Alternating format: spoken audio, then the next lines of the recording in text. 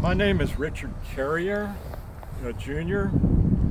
I worked at the Louisiana Nature and Science Center for the first 11 years of its being open. I was in charge of the 86 acres.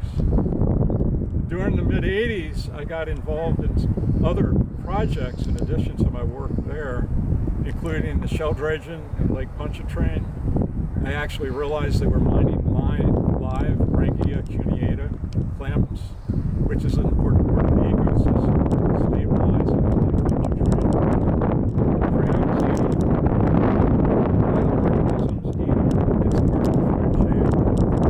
This particular location here at the what I call the tip of Bucktown Harbor Peninsula is, as I understand, dedicated to be a place for scouts to maybe camp and overnight and enjoy the natural habitat. In its current state, there's not much lights out here. It's almost like being in wilderness. You have an area over here that's still fairly undeveloped where the restaurants used to be. And all those pylons, even when the restaurants were there, were covered with barnacles. The shell dredgers couldn't get to that, so it had a good bottom habitat for lots of wildlife, including the birds. Since we've been here, here's a brown pelican right in the water, 75 yards close. When Charles and I got here a few minutes ago, a bald eagle, a mature bald eagle, flew by and landed on the tower back by the Coast Guard station. Yesterday I saw 4 bald eagles here, 2 immature on the pylons. Apparently these pylons also serve as a roosting spot where birds will stay overnight. And this area is a magnet. It's almost like a crossroads for birds that feed on aquatic fish. You got the pelicans, you got the seagulls, you got the eagles, you got cormorants. I've actually seen peregrine falcons trying to feed on some of the birds. And it's a magnet. It's amazing. I live about a mile away in Metairie, and this is my favorite place to come to see wildlife. Anywhere in the New Orleans and Jefferson area, I don't even have to turn a key to a car. It's just a wonderful walk.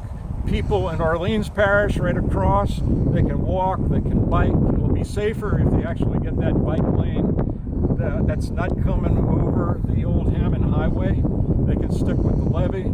But it's just an amazing place that's sort of unknown. And one of the real key features of it is that the animals have space, but they can be observed easily from where I and Charles, who's filming me, we're standing. So like I said, just in a few minutes, we saw a mature bald eagle, we saw an osprey, and we saw numerous pelicans. But there's some pelicans landing right now.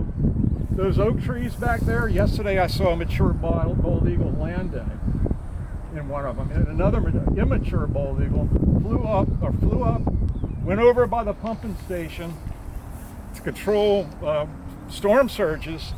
But en route, it caught a fish right in front of my eyes and landed on the pumping station roof and consumed it right there. I mean, this place is a happening place. It's a place that we should know about. Young people should certainly know about and appreciate. Come out here with your binoculars, observe, but leave it undisturbed. That's the best thing that can happen here for us, for our people, and for appreciating nature. Brent. What? Brent. Oh, Brent. There is a gentleman who works at Station 6. He's been there for 7 years, including through most of the pandemic. And he does most of his work outside in the back. He's one of the cooks. He fixes the gumbo. It's incredible. And he has been observing for the 7 years he's been there. So he has actually seen the bald eagles, going back at least 4 to 5 years. And he knows that. He actually has a video of that with his mobile phone, and he's observed the action between the eagles and other species. It's really rather amazing.